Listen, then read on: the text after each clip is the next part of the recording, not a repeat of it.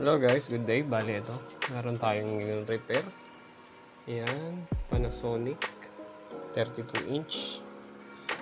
Bali, ang sira niya guys is pumipitik-pitik itong relay. Tapos walang power talaga. As in, hindi tumutuloy. Pumipitik-pitik lang. Parang bumibitaw. So ayun, nag-test tayo ng mga basic components. Bridge type, yung na-detect natin is bridge type na diode dito. Tinanggalan natin, pinalitan na natin yan ng modify. Bali, ginamit natin yung mga simpleng diode. Ito. Ayan guys, nag-bridge na lang tayo ng diode. Bali, ayan. Ayan yung pinalit natin dun sa diode. Nasira. Bali, ito guys. Nasirang diode. Bridge type diode yan. Tapos nagkaroon ng shorted na capacitor.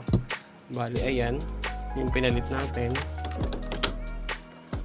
So ito yun.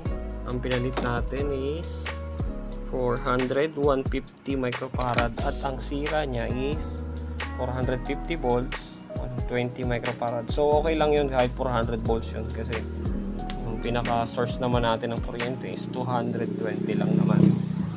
So kahit 400 okay lang yun. Basta wag lang mababa yung microfarad. So yun guys. Basta yung sira niya is pumipitik-pitik yung relay, hindi nagdidiretso. Yun muna yung nating chine-check. Yung mga basic components sa unahan. Tulad ng power supplies. Dito yung pinaka power supply niya. Ayan. Standby. Ito yung pinaka power supply mode sa kanyang backlight.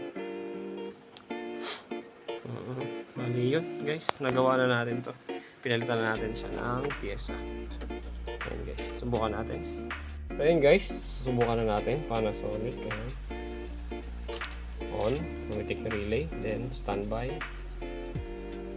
Ito natin mag-display.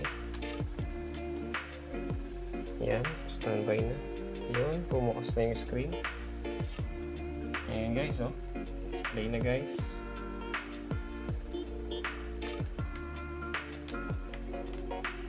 Ayan guys, oh.